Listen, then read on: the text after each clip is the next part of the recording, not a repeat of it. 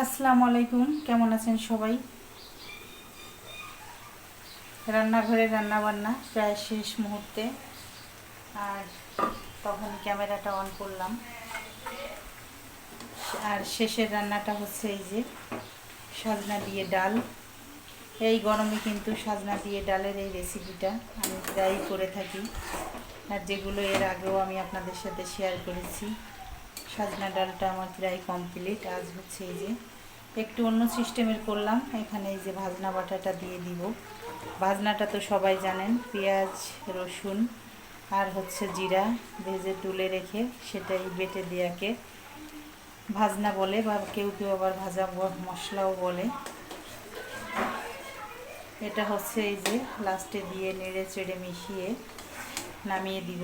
আর এই মশলাটা আসলে লাস্টে দিলে যে কোনো তরকারির ফ্লেভারটাই একটু অন্যরকম হয়, খেতেও কিন্তু খুবই ভালো লাগে।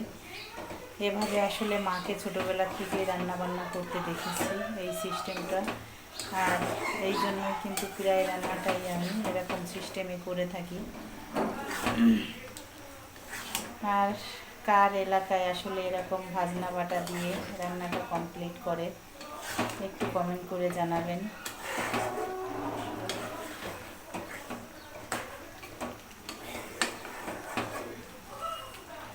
নাড়াচাড়া দিয়ে মিশিয়ে নিলাম।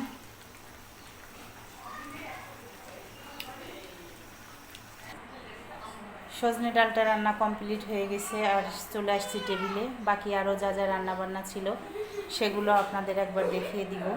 সেটা হচ্ছে এই যে এটা হচ্ছে পাঁচমিশালি মাছের একদম পাতলা ঝোল,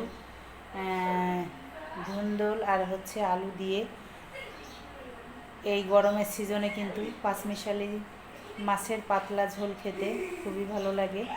আর এটা হচ্ছে ছোট বেলে মাছ, আলু বেগুন দিয়ে চচ্চড়ি।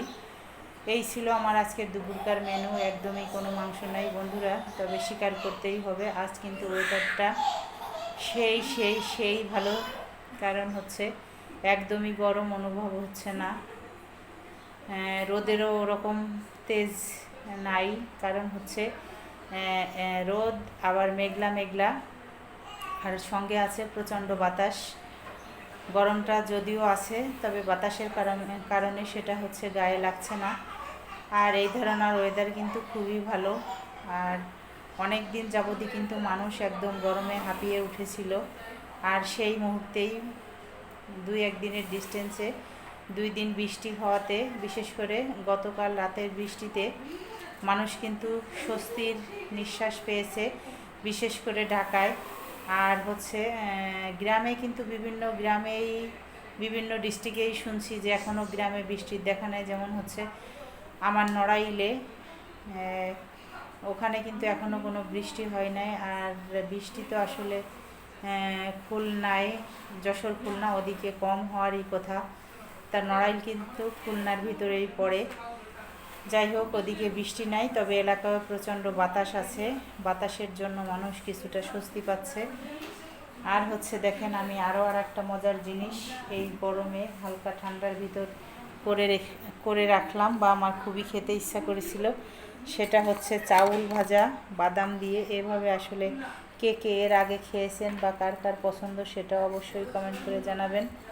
এই যে দেখেন, এ ধরনের খাবার কিন্তু গ্রামের বাড়িতে দুপুরবেলা বা একটু বৃষ্টি হলে এই ধরনের খাবার খুবই ভালো লাগে বা খেতে ইচ্ছা করে। আসলে সেই স্বাদ বা ইচ্ছা কোনোটাই পূরণ হয় না।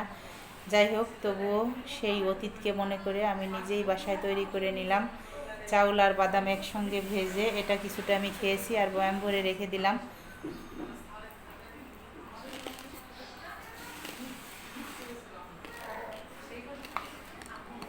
যখন এরপরে খেতে ইচ্ছা করবে তখন আবার খাবো বা খেয়ে নিব। কেমন লাগলো আমার আজকের রান্না বান্না ছোট্ট ব্লগ? যদি ভালো লাগে অবশ্যই লাইক কমেন্ট শেয়ার দিয়ে পাশে থাকবেন। সুস্থ থাকবেন। আল্লাহ হাফেজ।